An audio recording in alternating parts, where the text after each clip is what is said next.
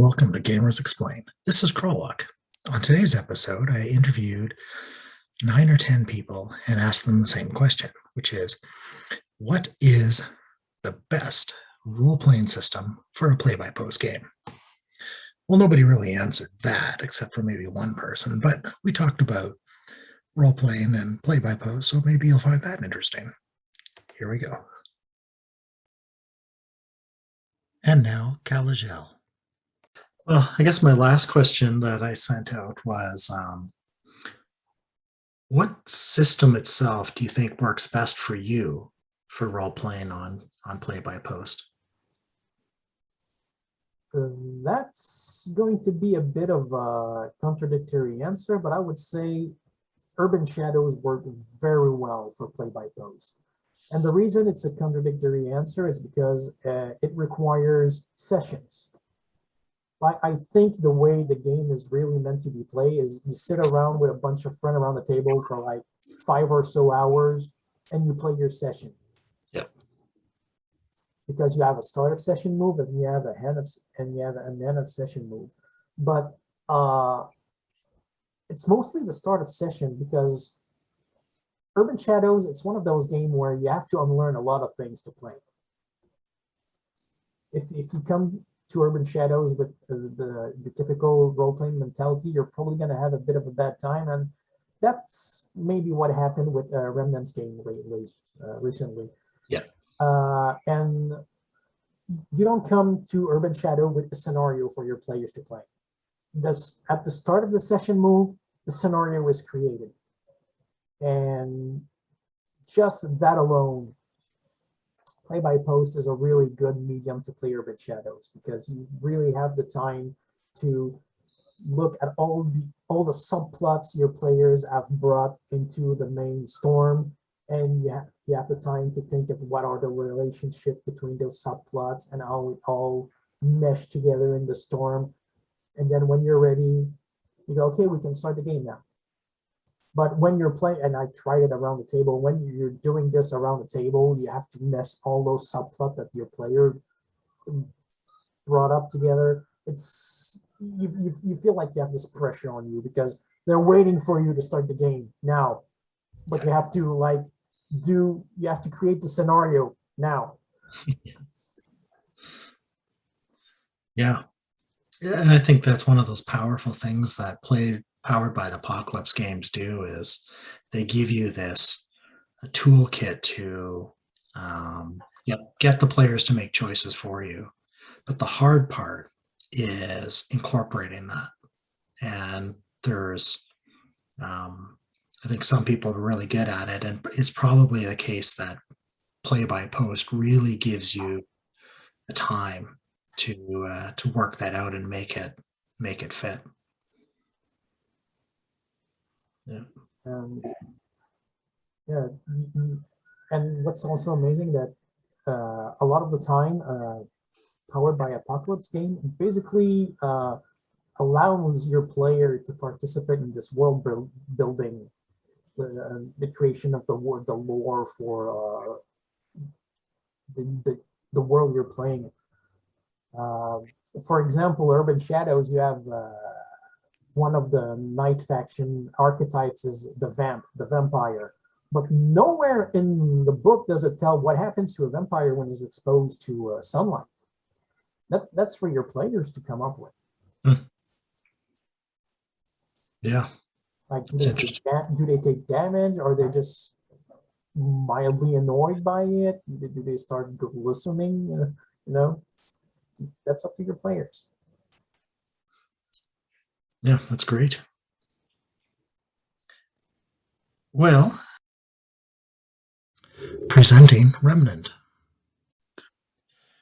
So we've talked about Savage Worlds and Urban Shadows and Powered by the Apocalypse games. And do you think there's a system that works best for play-by-post in particular? For your style? I think anything that's a light system, like anything where it's been a while since I played Hackmaster, but there's so much back and forth for combat for Hackmaster. I think it would be more complicated. especially with the initiative system. D&D, you roll your D20 per round, or you keep the initiative with like continuously, whichever way you pull it. It's an order that you know you're in. For Hackmaster, it goes combat starts. If both sides are surprised, you start at literally 0 seconds. At 1 second, everybody that realizes they're in combat can start moving at a walk. Second 2, everybody that was walking can be running. Or if they just noticed now, they can start moving. And continuously, combat goes on second by second. If you hit something, there's a recoil before you can attack again with the weapon. Bigger weapons, bigger recoil times. And if you attack something, there's a defense roll D20 off of your attack roll. So if you roll a D20 and you get a 20 on your attack, you automatically attack the next second again that quickly. But defensively, if they block it, or if they block and they get a D20, they can counterattack. So you can have just 2 people wailing back and forth in each other, countering 20s that they're rolling back to back against each other, second after second. And meanwhile, everybody else is just doing everything else in combat. That I think would probably be complicated to run through play-by-post, because combat slows down play-by-post like nobody's business. And if you have something where you're going second by second, that's not play-by-post. It would be like, maybe day by day. Yeah. And I guess another one, any system like that's overly complicated and crunchy. I think another one would be Eclipse Phase, although it's pretty easy to build a character and make a roll. Once you put that on play-by-post, you'll have like complicated situations, because it's a system where you're thinking outside the box. Because if you need to go and like get some information out of like some office that's in a building and there's a bank right underneath it, paying some people to rob the bank, so there's a distraction for when you rob the data steal out of the other place in the same building. That's going to be complicated, I think, to go ahead and roll and write out and role play. If your game's like not really a lot of big, the dice come first and there's a lot more dialogue, what you say goes, I think it'd be easier to play on play-by-post. Yeah, I think with the crunchy systems too is that if you've mastered the system, like games can be really complicated. If you have a lot of experience with them, and D&D is a good example, it's a pretty complicated game. I mean, rolling a D20 is easy, but knowing what to roll or why there's just a billion different circumstances. So people know D&D and they can play it on play-by-post pretty easily, even though it's crunchy. Vampire is the same. There's just a lot of kind of twitchy little niche things that you got to do. I think maybe if it's like a large group of people, like D&D, you have a group of 4 to 6 people, cool. Now if you have 12 people, it's probably not split it into 2 threads, 2 different groups or something. 12 people all at once is going to be rough. Yeah. Even for a face-to-face group, it was rough. Yeah, like you might get 2 actions, right? Like the GM goes, okay, now it's your turn. And then they take a few minutes to figure out what they want to do, and they make some rolls and they get some rules clarifications, and it's an hour before it comes back to you, right? Well, no, it's more like GM has a situation and then it like pauses, what do you guys do? It's 12 people. Everybody's looking around at everybody else to get, I don't know, what do you, no one's saying what they're going to do. They're just, everybody's looking at everybody else. Yeah. There's no, you go first. I want to see, I want to feel out the situation first and, get my chakra right. And then I'll look at what we're doing in game. So So of the games you've played that are, what do you think works best then for the way you play? I mean, it is kind of crunchy, but I think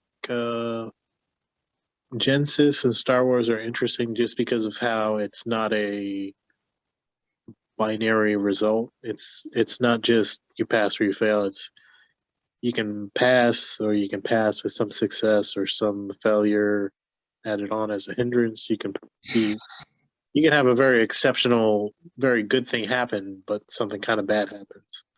Or you can have something very horrific and critically successful happen at the same time. Yeah. Which, again, play by post, GM's like, I'm going to think about this for a minute since you rolled 3 despairs and 2 triumphs. Yeah, I think that's a good point, is that one of the things I don't like about the idea of Genesis and Star Wars is it seems to offload an awful lot of problems onto the GM. But on play-by-post, you've got the time to figure it out. Like, if I was at the table, I don't think I'd try a narrative game system unless I'd already made a list of things that I could do for each scene that to fill in these random partial successes and partial failures. Or maybe that's just experience too. Yeah. I mean, if it's not like, well, after you run that first game and whatever system, you're like, okay, well, what worked good for y'all? What worked good for me? I mean, just because you were in Urban Shadows, just because the game didn't go on anymore besides the first session and it kind of bombed, I still got something useful out of it. I mean, you guys probably saw some interesting things. The old lady that was technically an oracle that smoked a lot of weed and sat on her front yard and with a shotgun in her lap, smoked weed and drank all day. Very good job. Surprised no one asked, how do you have money? Powerball. That you're an oracle? Yes. Also scratch offs. I play the scratchies like nobody's business. No one does it better in this county. Oh, so you're cheating. Okay, well, you're a horrible person. And I work for a demon. So, yeah. Next up, Lavtodd. At the end of the day, I'm not picky as long as everyone's on the same page about how to handle their rolls. And personally, the less I have to roll, the better. So yeah, I'm partial to my system because you guys are pretty reasonable, and for the most part, the decisions are pretty straightforward. I think it's been several pages since we've rolled any dice. But even then, in that Star Wars game that I'm in, it's a little frustrating because I'm new to the system, so I have to pull up my big old cheat sheet. And I don't know if you've played the FFG system at all, but man, those dice are a new language. But even in that game, there's an understanding that there's a little bit of player agency about the results, and that helps with the pace. So as long as everybody's on the same page, I think you can make anything work.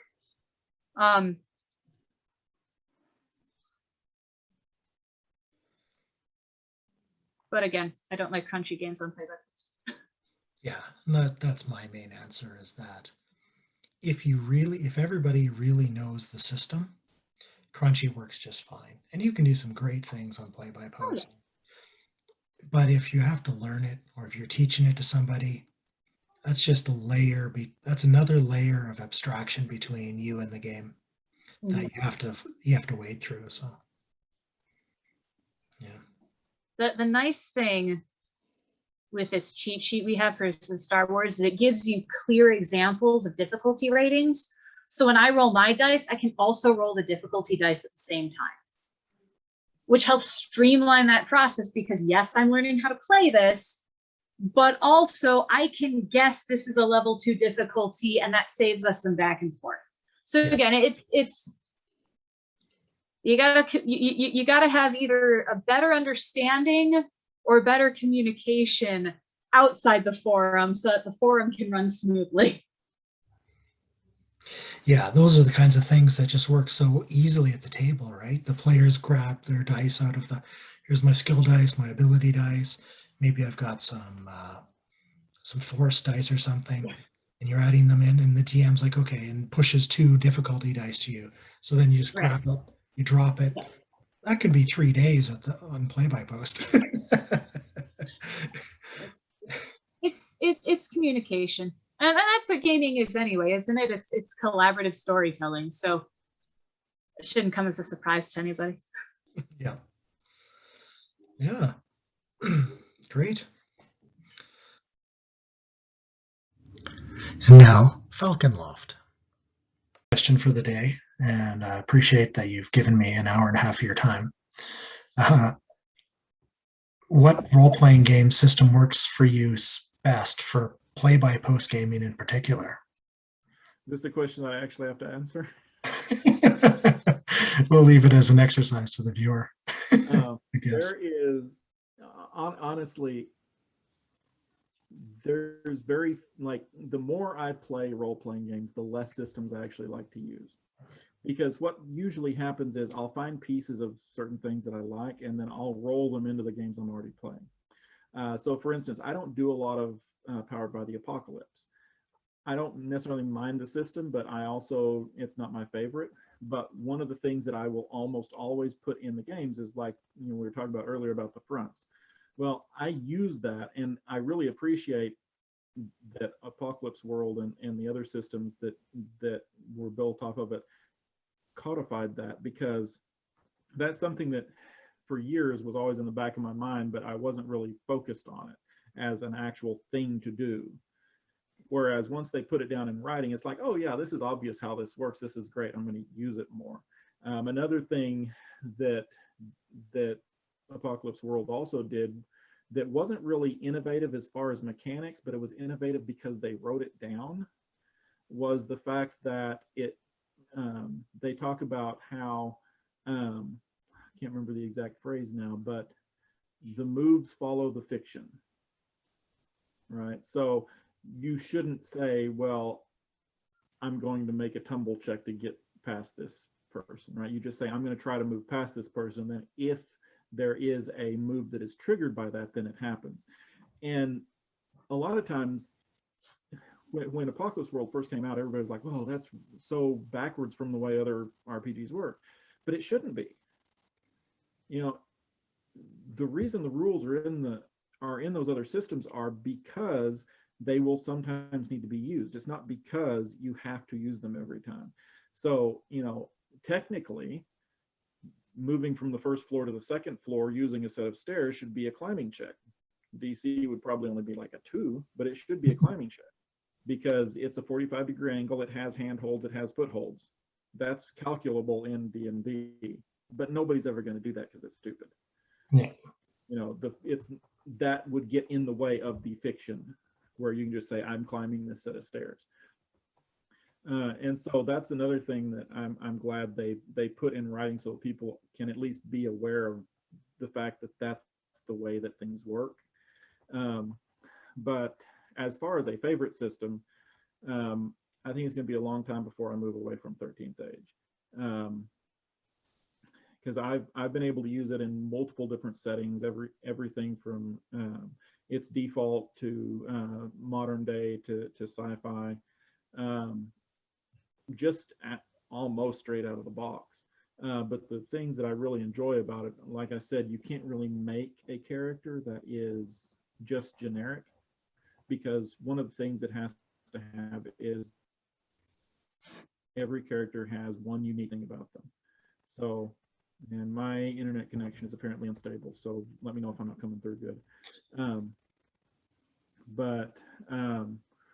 You know, you can't just have fighter number 45. You know, any character you create is going to be like, oh well, this character looks exactly like the Emperor's son, or this character is the second fastest runner in the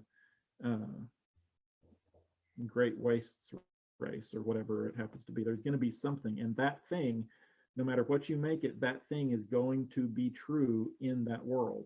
So as soon as you say, well, my character looks just like the Emperor's son, well, suddenly the Emperor has a son, which he doesn't by default, but suddenly he does for that game. And not only is it true, but it also has the potential to be important. So now if you're on the wrong side of the tracks and a couple Imperial guards happen to see you, they may try to drag you back to the palace. So there's hooks that you can really get into there. And the other thing is the backgrounds. One of the things that always bugs me is when people would, especially in 3.5, would build a character and assign all their skill points out and have no backstory. So you have this big burly guy who for some reason has 10 ranks in acrobatics, but he's the size of a horse. Like what's the reasoning behind this? But with 13th Age, when you build a character, you don't say, well, I have 10 ranks of acrobatics. You might say something like raised on the streets. So you might have that. In other words, you might have those acrobatic skills because you were jumping over fences and running from the police. Or you might have raised in a circus, so you might have actually been trained as an acrobat. But then you can take that same background and say, well, since I was trained in a circus, between shows everybody had to help out, and my thing to do between shows was to feed the animals. So now I've got animal handling as well rolled into that same background. And so the way that the skills come into the game is not just because they're there, but because it's something your character did. And when you use them, you have to say why they're relevant. You have to give a story about what your character did or what your character used to have to do to make these skills actually relevant in the current situation. And so it's almost like a mini flashback whenever there's a skill check. So I really have a lot of fun running that. And if I can run a game in that, I will probably run a game in that as opposed to something else. So what has led you to look to something else for your noir idea? Well, the 13th Age is very cinematic. The idea is that, with almost all fantasy style things, is that the characters who you're depicting are larger than life somehow. It's just kind of a staple of the genre. And that's kind of the opposite of what it is for noir. In noir, nobody's larger than life. Everybody is getting beaten down by something. And so that tonal change really just doesn't make 13th Age fit. I could probably make it work, but before I do that, I want to go out and see what else there is out there that might work as well. Because I know from personal experience that I can run just about any game in just about any system, but that doesn't mean it's going to be the best for it. And so, I'm sitting here and my Doctor Who role-playing book is peeking out at me from my bookshelf. So I may actually have to go back through that and see if I can make it work for noir too. But just because you can make something work doesn't necessarily mean it's the best fit. So I'm always open to going back and revisiting stuff to see if it'll work. Yeah, we talked earlier about the explosion of the open gaming license and the D20 system that Wizards of the Coast built in the early 2000s. And suddenly, because of the OGL, tons and tons and tons of other games started using D20 for all kinds of other things. Simply, they didn't have to test the system. They could we'll just use this D20 mechanic. But built into the D20 system was that intense power curve you get in a heroic game where you've been playing D&D for a long time and your level 1 character and your level 20 character, they don't operate in the same universe, right? They have nothing in common that can be really a challenge to both of them. Just the 20th level character is just going to do everything the first level character can do 10 times better. And that's just not the right feel for a lot of games. A noir would be a good one for that is that mechanic, that intense escalation of abilities and the creep and the growth just is unrealistic for something that's more based on modern games, modern day feels. Yeah, and honestly, with noir, like there is. Sorry, I'm trying to figure out what's making noise since I've got everything on my phone turned off. But there is there's also a expectation that in anything that's D20 based, that your character is going to do something important before it dies or gets removed somehow. You know, you have that chance. And that's the other thing that noir really doesn't have, is that there is no guarantee that the first time you run into trouble, your story is not going to be over. And so I've got to figure out how to do that, but still not have a player potentially sit there for half the game without a character because their character died off early. That's another big challenge I'm gonna have to figure out. And I have found a game recently that passes the GM role around the table for each scene. And so I'm wondering if that might not be a good mechanic to use, because that way, even if somebody their character is gone, they still have the potential to participate.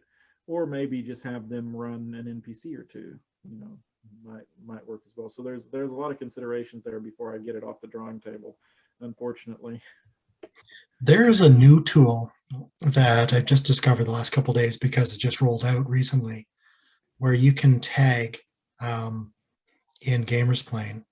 You use a tag called NPC. Mm-hmm. I don't know if you've seen that. So the tag is NPC equals, and then in quotation marks, a name. And then the tag ends with /NPC. But in between, you put an image, a link to an image somewhere on the internet. So then when you put that in your post, it looks like you are that person. So it changes your avatar as if you had submitted a character sheet and you've selected that character sheet. So that kind of thing might be really handy when a player is playing an NPC. You could just give them that link, then they can post as the NPC without managing like a whole bunch of character sheets. Yeah. The other thing that might make it a little bit easier is that, you know, noir is the exact opposite of open world. Everything is it's almost like it's claustrophobic in noir, because there's only a specific number of locations in noir. One of the better examples of that is probably Perry Mason, which is not something most people think of when they think of noir, but it is very much in that style, where if you think about it as the main protagonist being the client, because nothing is going the client's way at all. They have no control over it. The only way they get through it is with Perry Mason's help, right? So, but if you look at the scenes that they do there's very rarely any traveling scenes. There's the scene where the murder happens, and then there's the scene at the police station or the scene at Perry Mason's office, and there's a scene at the courthouse, but there's nothing in between. Everything's very, very tightly filmed, and there's not a lot of extra space in it.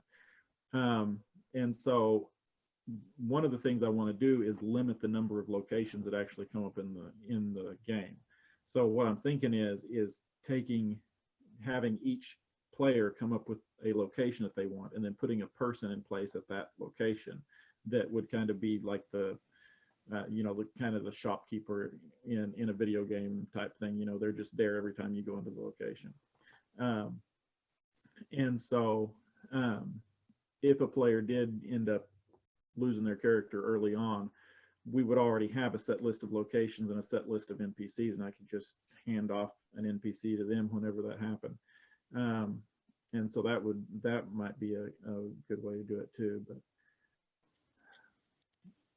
But one of my favorite games is Feng Shui, or Feng Shui, if you want.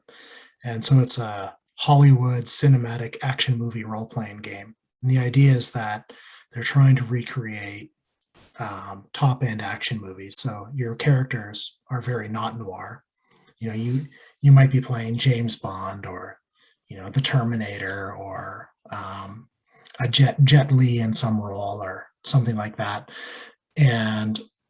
But because of the focus on cinematics, they've got rules in the rule book like you never ever role play buying ammunition.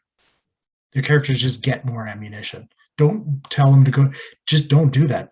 They don't go to the shop. That's just wasted time, right? You're wasting everybody's time. They get the ammunition. Done. Move on. So it's like that idea with locations where, you know, don't get in a car and travel and make a drive check because, you know, it's New York and it's rush hour. Just they leave, they show up, you know, next scene. Yeah. Yeah. Yeah, that's very, very much the way noir usually works. And the other thing that's almost always true is, like, even if they don't name the city in the movie, because a couple of them don't, nothing, like the entire world outside the city just isn't there. You know, you can't just leave the city. If you have a problem, you can't just get in your car and drive away and never come back. You know, you have to stay in the city until everything's solved. So that's something else that I'm gonna try to stress is, you know, yes, the rest of the world does technically exist, but you can't just leave and you can't run away. That's not something that's allowed in this genre. So you know, if you have to stay and fight it out. Here's Harrigan. So I bet everybody has told you, this is probably another one they've refused to answer, or maybe they're all 5e runners. I don't know. I can't name one system, but I can name a few. I'll tell you that. And for all the things we've talked about, that'll probably come up in the rest of your videos, and we talked about in the last video series, there are certain games that run better in play-by-post, in my opinion, than others, right? The ones that have fewer of those transactions, the ones that don't rely on battle maps, all that stuff that we've already talked about. So for me, games like the Black Hack and all of its offspring, because it's a unified mechanic, it's player-facing roles. So the GM's not rolling very many dice. A lot of the action resolution is in the hands of the players. I think Tales from the Loop and games like that run beautifully on play-by-post. You know, because really what the games are about, and the fact that there's no hit points you're tracking, there's just the character sheets are simple. Into the Odd, which is the foundation for a number of games now, including the Dead Are Coming, which is the zombie game that I'm running, which is basically you have 3 saving throws that you can roll, you have hit points, and you have some resources, and that's about it.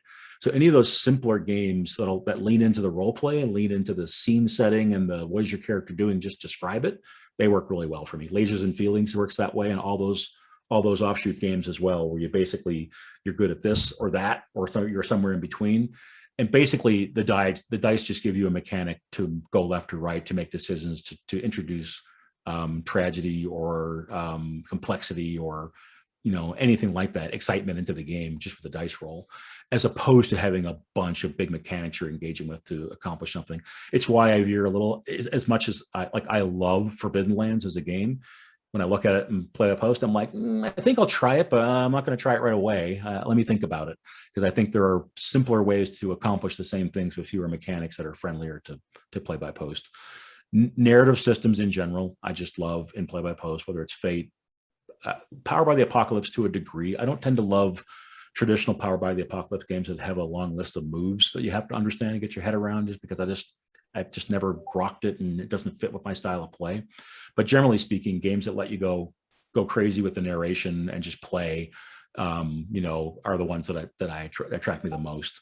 And then the last thing I would say is games that don't require a lot of back and forth, the transaction part of it, on initiative, action resolution, setting challenge ratings. I mean, that's the deadly stuff. If it's an inexperienced GM who's like, you need to make a challenge rating, and they don't state what the challenge rating is, and then the players come back and say, what's the challenge rating? And he says 15. They say, okay, I got a 14, but now I want to, you know, and on from there, right? So I just try to avoid all those sort of complex mechanics like that.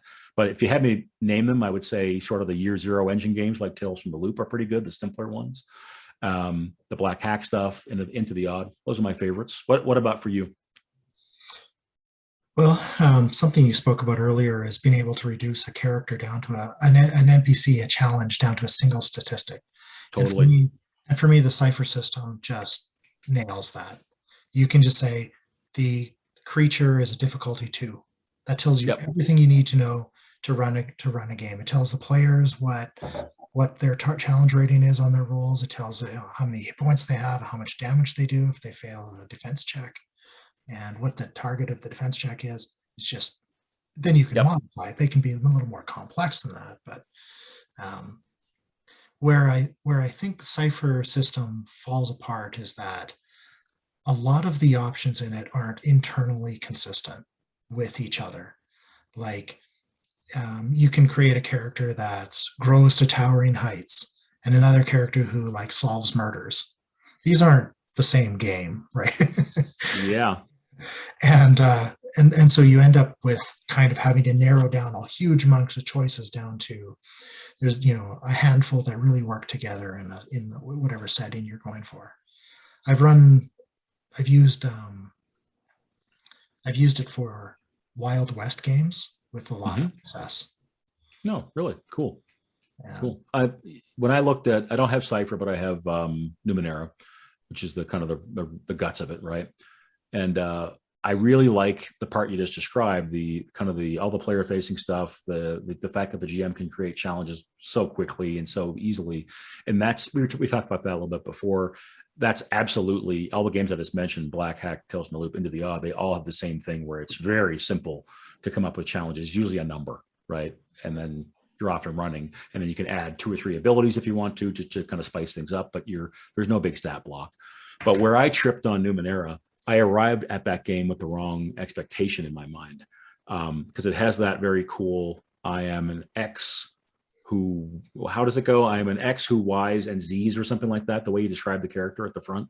Yeah. I forget the exact, I thought. I'm a adjective, noun, who verbs. That's it. So I thought the adjective, the noun, and the verb were all free form, and I could do whatever I wanted. So I was like, sweet, this is like fate. Let me add it. And I got to the book, and I'm like, what the hell? I have to pick. And they're all very like super defined in terms of what they do. So that turned me right off of the game, unfortunately. I bet if I came back to it cold, or if I came back to the generic version of it, maybe I could see more that interested me. But I just had this thing where I was expecting to be able to just kind of go Wild West, or wild and woolly and freeform with it, and you can't do that in the same way you can with something like Fate. Well, you could, in the same way that you could just create your own adjectives, nouns, and verbs, but it's a lot of work. So, well, because they all have specific like things that they do right in the game, and I didn't want them to have specific things that they did. I wanted them to affect things in a general way. So if I can invoke the adjective, I get a +2. If I can have the verb make my life complex, I get some benefit somehow, right? That's where I was headed.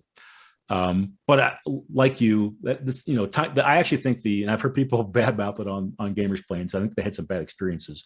The tiny dungeon games work, I think, really well in play by post, just because they're very simple. They allow for pretty good character differentiation for people who want to have a different build, as opposed to an OSR game, where you don't have a lot of differentiation stat-wise necessarily. The tiny dungeon games are pretty good for that. And just the mechanics are super simple. It's basically a pass-fail on, that dice pool type of thing. I don't know. I like to keep it simple, but I don't have any single game. Are most people answering they have one game they like to run? No. Didn't think so. Well, and if you only ever played for one experience, like if you were just looking for the complicated teenagers trying to survive high school game, you'd probably just say Tales from the Loop or something, or you might have a very specific answer. But if you're like a lot of gamers, not all, but a lot of gamers are looking for a wide variety of experiences, and there are no universal systems, just period. Because the systems have a different play tone. The mechanics inform a tone.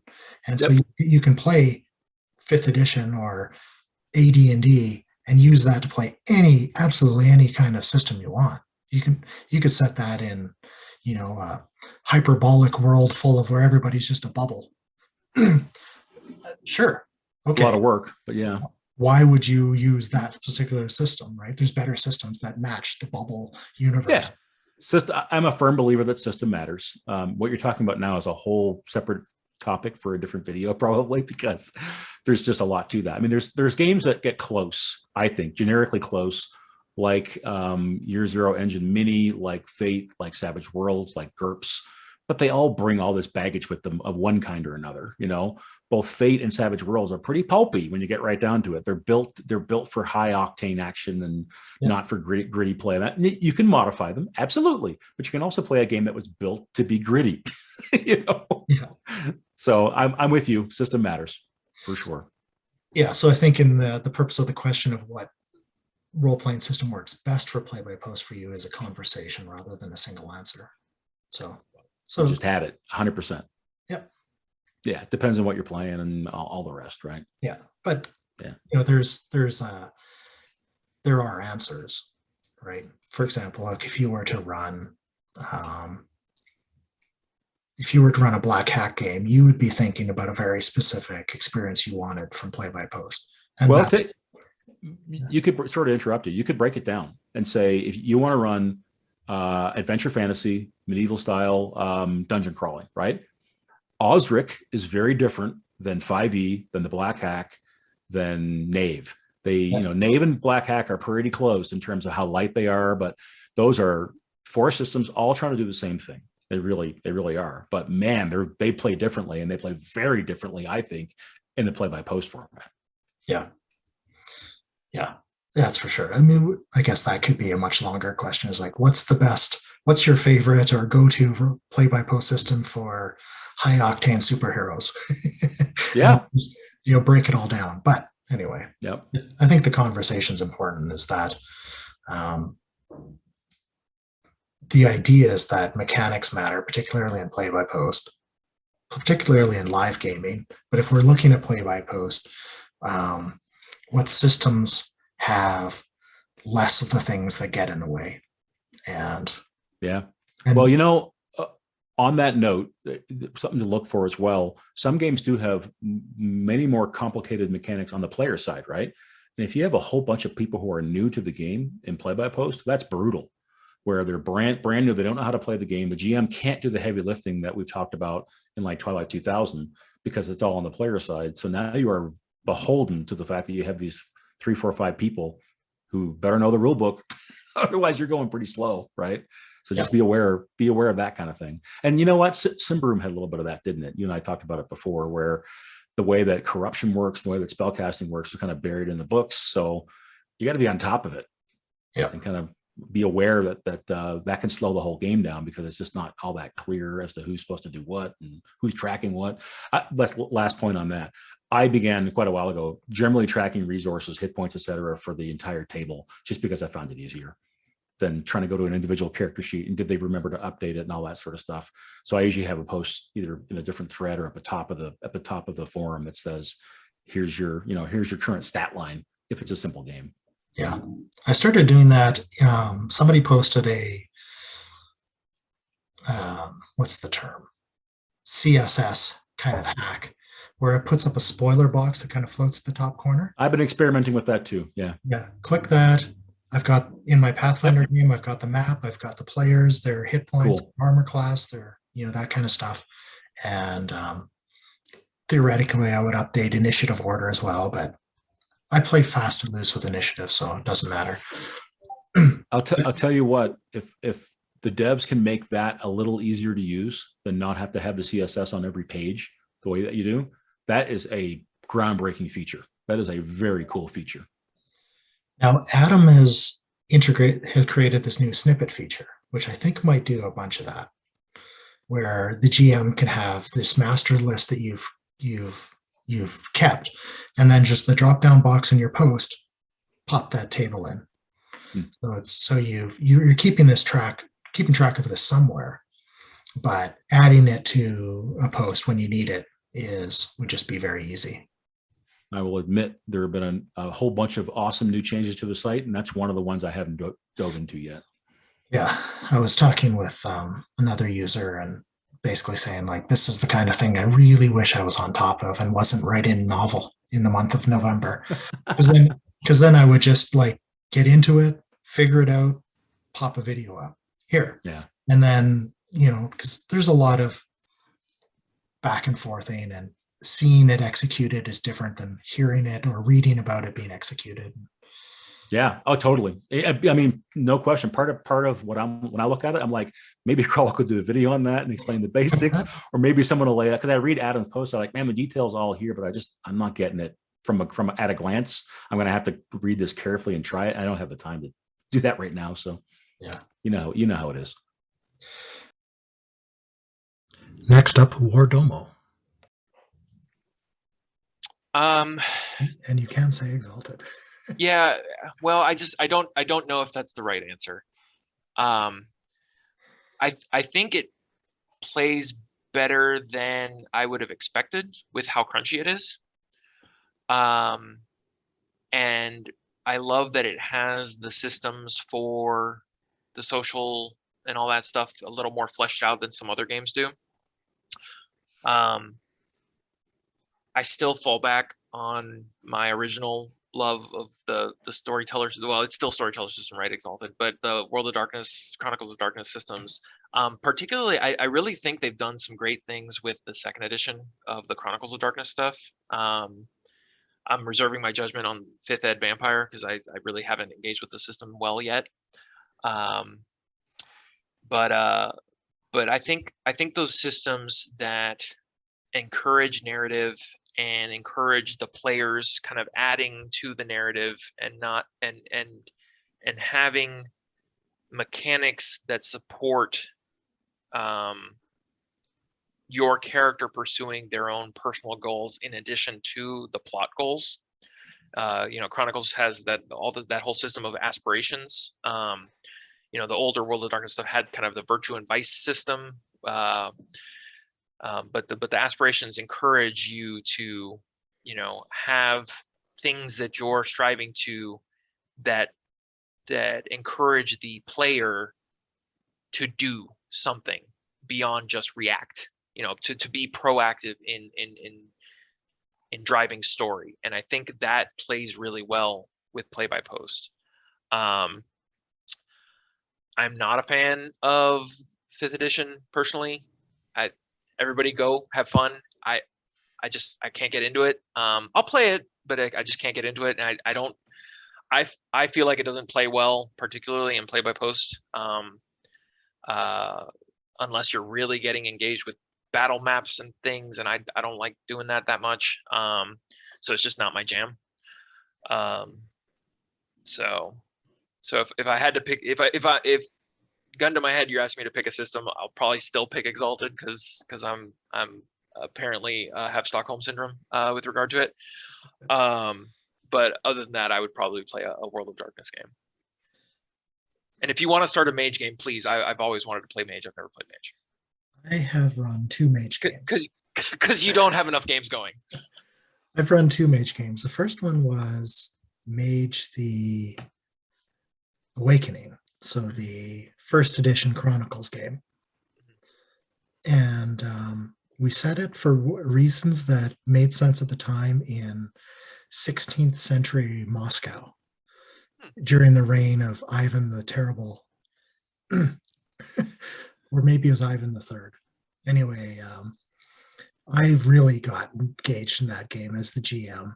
Loved it, just dug deep into the history, created a wonderful setting, and then we kind of got lost in the Had that happen.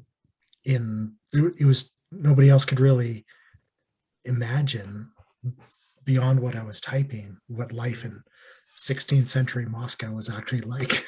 Yeah, that's tough. I couldn't tell you what. I have no idea what 16th century Russia is like. Yeah. So then I ran a Mage the Ascension game set in Las Vegas. There you go. And that went a lot better. But yeah, maybe after 6 months or so, the game just kind of, a couple players left, had a hard time. And so we just folded it eventually. Yeah, that's one of the things that I really love about the modern settings of World of Darkness, is because everybody knows that setting for the most part. You may not know the meta plot stuff, but like, you know, Las Vegas, you know, even if I've never been to Las Vegas, but like, you've seen pictures, you've seen it in movies, you know, so you have a concept of what Vegas is, you know, versus, you know, if we're in Dragonlance, like, unless you've read those books, you don't really know, you know. So I have a hard, and you know, Exalted I know because I've read you know, we talked about having the thousands of dollars of source books. You know, I've read them all, so I just have that. But I can imagine it's hard for new players to come in and be like, wait, there's how many pages of backstory on this? Hard pass. Yeah. So I found it hard because I ran a mage game back in about 2000. And it was in university, and it was just a really great game. Just love the system. I love the lore of Mage more than any of the other games. And then when I ran Mage the Awakening using the Chronicles, and for those who are unfamiliar, they basically just blew up the world and then recreated it and said, okay, we're going to take the same ideas, but completely different lore. And it wasn't compatible, right? And so I had a hard time unlearning everything. I struggled with that with Vampire the Requiem. I was like, wait a second, it's like kind of Vampire the Masquerade, but not. It has some terms, but they're not the same. Yeah. I really struggled with that. Yeah. And, you know, Mage the Awakening had some brilliant concepts like the towers that exist in the other planes of existence. And that's the kind of stuff I just loved about Mage, was the reality bending. And anyway. Yeah, I've always loved the concept of that game. I've just never had a chance to play it. Yeah. Next up, BedzoneII. Going to be the same trap as which my favorite character, which is my favorite. Oh, that was so hard. I mean, of all the questions that, you know, we were talking about, it's another hard one. I don't know. I again can't choose too many children that I like. Can't have favorites. I think, yeah, too many criteria as well. I mean, do I just want to say D&D because, you know, it's been around forever? It's been there, you know, in my life through thick and thin. System's horrible in some bits, but you know, you've lived through it.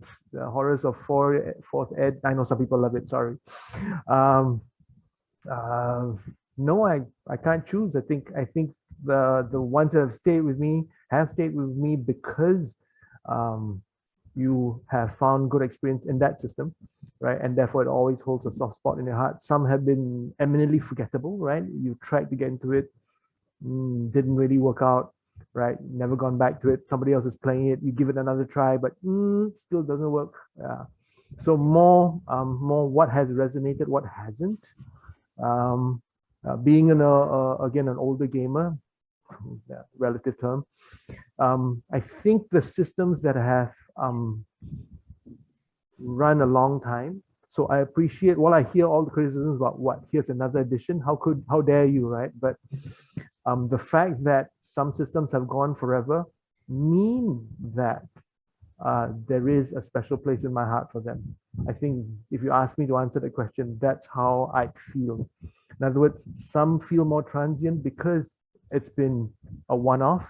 Could be a great core game, of course, right? But it's essentially a core game, 2 splat books, and they're done with their run. And you've played it, you feel great game, and you may have moved on. Right, but there are some mainstays, which is why I've mentioned D&D. It's still, like I said, I don't know if it's my favorite, but it'll always be there. I think I should name the couple of classics, right? Vampire and all its World of Darkness stuff, right? It came out in the right time. You know, it's the darkness of the 80s, right? And every single splat book, I think I still have them somewhere. Right? Don't know if I'll ever read them again, but it's all right. It's in deep storage. Mechwarrior and Battletech, always special, also because you get to play it as a computer game, right? Well, sort of D&D, but that's that. Yeah, these are the ones that immediately come to mind because they've been with me, well, the whole life, really. I think that's a deciding factor. Do you think Mechwarrior and Battletech, I'm sure they've been played on Gamers Plane. Yeah, I know. So, but nobody's playing them now, I think. Battletech, no, I think, because Hex. Yeah, and it's a board game more so. Yeah, it is a board game. Mechwarrior being the role playing game overlay on top of it, and it wasn't a great role playing game, but it was good enough, and it integrated Battletech well. So I think Mechwarrior is secondary to Battletech. I think, right? Because as you rightly point out, in and of itself, it's not a great role playing game, right? But it works in the world of Battletech for sure.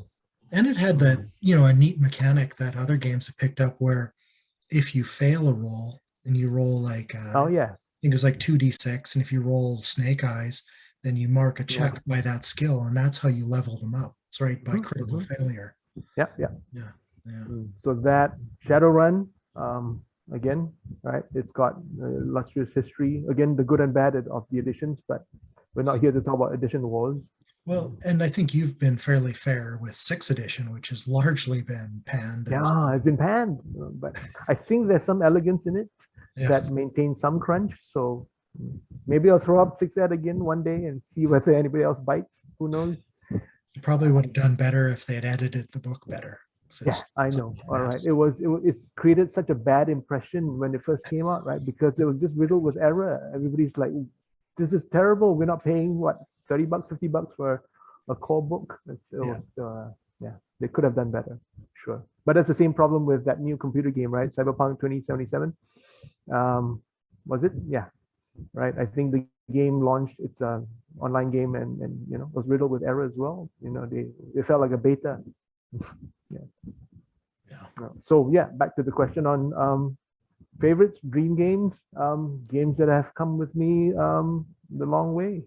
Because again, embarrassingly, I think RPGs have been a great part of my life, more than some people have.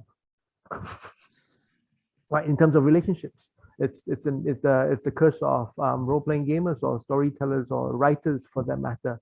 Right, sometimes your creations are more special to you than I'm sorry to admit, more special to you than sometimes real people in real scenarios, because we live in a world up here. Yeah. But it is what it is, of course. Yeah. And that's fair. Like everybody talks about their baby, right? And maybe it's the guy with his special car that he's rebuilding in his garage for years at a time, or his boat, or your what have you. Hobbies can occupy us in very special ways. So L5R sits there somewhere, I think. Legend of Five Rings, in my list. I'm not sure what it is about L5R that makes it such a great system. Maybe it's because of the romance, and I don't mean that in like Harlequin romances. I mean like in the romantic period of fiction from the 16th or 1700s. Think about Three Musketeers or something like that, or Arthurian mythos. These are all classic romances. And L5R really, I think, captures that, adds that uniqueness of the samurai and Chinese dynasty setting that is just brilliant. I don't know what makes I think you hit the nail on the head when you use the word romance. It is exactly one of the best terms to use for a system like L5R. It was very much in the genre of romance, I think, right? You're supposed to see your characters, you're supposed to see your background, your story in that way. Right? You're playing for those sorts of stakes. Yeah. Very much so. Yeah. Yeah. Here's Skeptical Stun. I wouldn't have the experience to answer, honestly. I suspect the less mechanical ones would work better, just because the more mechanical you get, the more transactions there are. But I like crunch. I like player choices. I like having to read through the rules and discovering that, like, oh man, I get a bunch of crap to choose from that does all these crazy things. But I don't think that would probably work the best. I mean, I don't know. We'll see. I want to try and play Pathfinder 2E one of these days, or 1E, where there's all this crazy stuff to choose from. Yeah. Well, I think my theory on this on Crunch is that Crunch is terrible to learn on play by post. Like if you were to pick up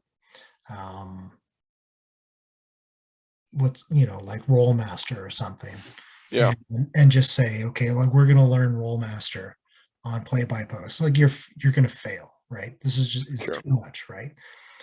Playing it in real life is hard. And like I ran a Space Master campaign for 2 years, and it's a really crunchy game, like just books of charts. And but once you knew the game, it played fast, it played well. It was what the players wanted to do was obvious, and they knew what to do. They just it didn't require a lot of looking things up, because we got into the flow of it. But we got into the flow of it by playing 6 or 7 hour sessions, right? And rolling the dice and dropping and explaining the rules over and over again. yeah, Yet, if we had to separate that over, a year or 6 months of play by post, you never would have learned anything. sure. I mean, even the Deadlands game we're in, I read most of the Savage Worlds rules, like in the book cover to cover. I don't know why I like reading that crap, but I do. You'd think I'd dedicate that time for something useful. Nope, reading pretend rules. Yeah. I still don't know how that game works. You can't just read the rules and expect to get it. That's what serial killers do. Like, who just gets the rules by reading the book and getting it? Yeah. So yeah, I think I'd agree. Like, if you told me right now that we were going to play some kind of Savage World spinoff, I'd be so lost for like the first year of play by post.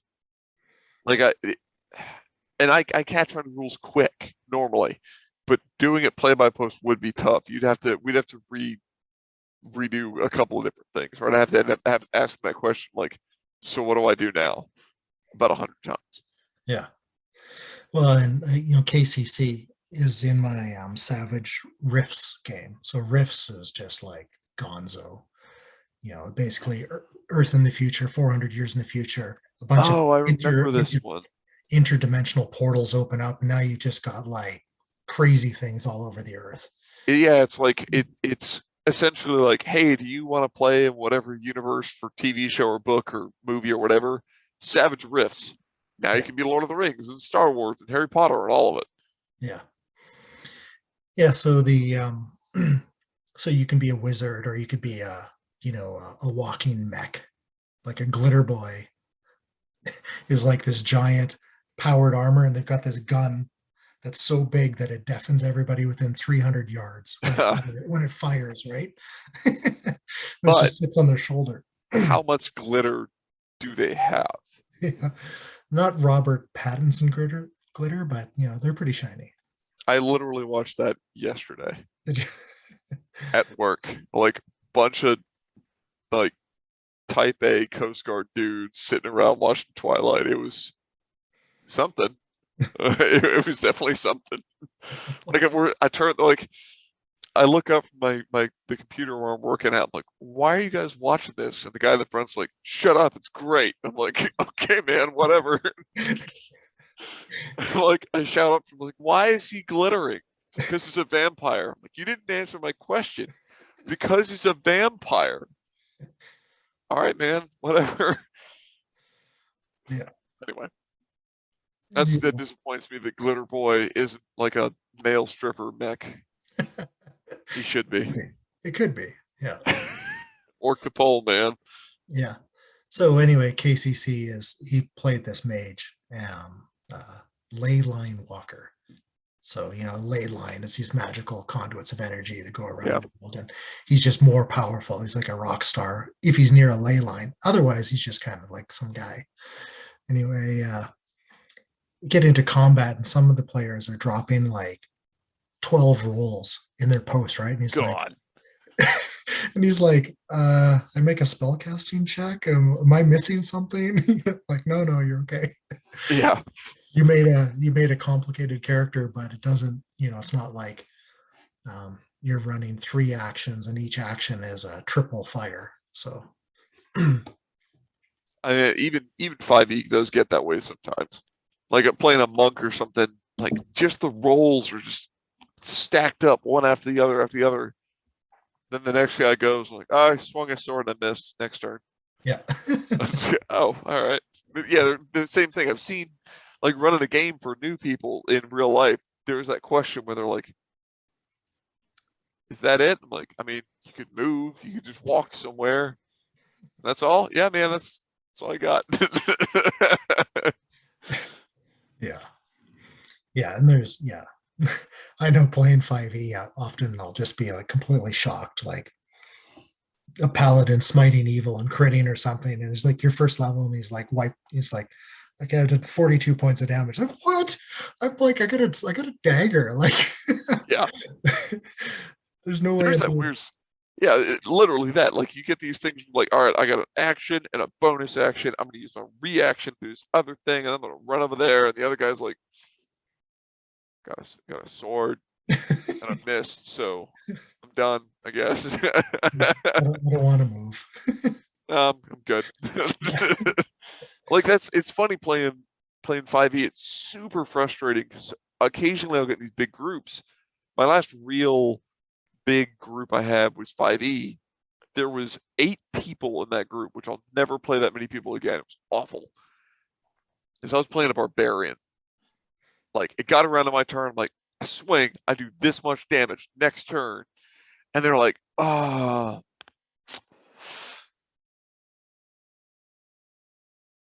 Yeah. It's like you've had 45 minutes to decide what you're gonna do next. Why don't you know already? Like you've got 3 spells and a dagger. Choose one. The guy's like, can I do a flying leap onto his back? I'm like, you're a wizard. What are you doing? Yeah. Yeah, I know that guy. Yeah. Just ranting a little bit. Yeah. Yeah, some games are pretty crunchy and they take a long time. You don't ever see Mechwarrior played on Gamers Playing. But we should. Yeah. I mean, Battletech is just amazing, right? It's just the best game. And Mechwarrior is the role-playing, supplement that goes on top of Battletech. But I know we've played Battletech, in real life, and we'd sit down and we'd start drinking, right? And we would we'd have a map and got our mechs on the map. And like 5 hours later, we finished that battle, right? That's a long battle. One battle, right? And you're engaged the entire time. It's like, okay, well, what if I twist, like 1 hex counterclockwise? Oh, is this a thing where you get out a piece of string and you're like, yeah. No, that's not long enough. I'm sorry. So, line of sight, you can't see Awesome. it. There's a tree in the way, right? Ah, so good. I want that. Like I've seen people play this crap and I'm walking by and I'm like, I would love that sort of thing. I don't have the time or the patience for it, but if I did, it would be awesome. Yeah. And now, Antiproduct. Like, just what set of mechanics have just seemed to work most seamlessly? That's a toughie, really. Seamlessly. I think that Tales from the Loop actually has been more narrative friendly and easier to resolve than all the others, because as soon as you roll, you know that either you failed or not. Yep. Yeah, that's my optimistic side. But and it's the fact that it's not complicated, really. I mean, there are shortcuts, for example, in battles for DMs to post in advance the target numbers that players have to pass, so Yeah. they know that they have a hit, or to always roll your attack and your damage at the same time. I mean, it took me a bit to get used to it in the beginning, and again, it was Fenrek that got me to the play-by-post mentality that you don't need to roll and then go back and edit your post and add description.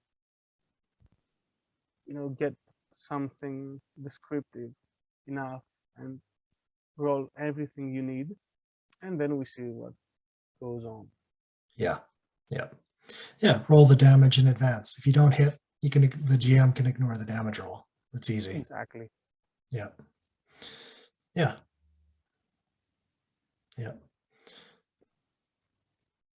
Seriously, I don't think that I've had any problem with games so far. I mean, mechanically, some systems that are crunchier or more not as common as others, but still, it's not that hard, really. I mean, I do have quite a few systems that I still want to try, and even more seem to be adding up to the pile. Yeah. But Yeah, I downloaded two new games in the last 2 days, both of which I'm keen to try. The first one is called Against the Dark Master. So this is a game based upon Middle Earth role playing, which later became Rollmaster in the 80s. So it's a really, really crunchy system. And I think Against the Dark Master has streamlined it a bit. So I'm interested in how that happens. But I just love that game. Love that system. The other one is, I don't know if I'll run it or play it, but that Weirlog one we were talking about earlier, when it's pay what you want and you can put 0 in, it certainly gives you the benefit of trying before. exactly. Yeah. Exactly my way of thinking as well. Yeah. Yeah, the only problem that I found for me that I haven't been GMing for years or anything is the lack of content for it. I mean, I've searched for any video reviews about it or anything really, or adventures maybe that could give me an example of how you craft a story with this system. Yeah. Or example play, but I didn't got any. So yeah, until someone helps me make it simple to me, I'm a bit stuck with rereading it over and over. Yeah, and that's probably one of those things where a GM develops tools in their toolbox. And so when you come across a new system, it's easier to think about how you might turn this into a game without the examples. But in those first few forays, that's an age-old problem that goes right back to the earliest days of D&D. Is you're 12 years old, you go to the bookstore and you buy, this role-playing book that looks good. You take it home and you've like, now what? Like, you've got a book. Like, how does this turn into fun? And without being led through, like my experience with a 3rd edition starter box. Yeah, exactly. Yeah, and if you now these days, people can watch actual plays on YouTube, and you can just see people gaming. It doesn't even have to be the same game. You just see people gaming, and a whole bunch of things suddenly make sense, right? I've been teaching Supernatural to some people who have never really gamed before. and we tried D&D, we tried Pathfinder first, then we tried D&D 5th edition. They seemed to be getting it, but the first time I ran Supernatural, I said, just put your character sheet down, put your dice away. We're not going to roll or do anything. We're just going to role play, right? The whole adventure is just going to be us talking, and let's just talk about your characters. And I think that really nailed it down, that if you're playing a normal game like Monopoly, you've got a set of choices, and those choices are maybe on an instruction card. And if you look at a character sheet like an instruction card of what you're going to do, you miss a whole bunch of it, right? Which is just this free form role play. And here's WhtKnt. I think Savage World's probably the easiest to run play-by-post.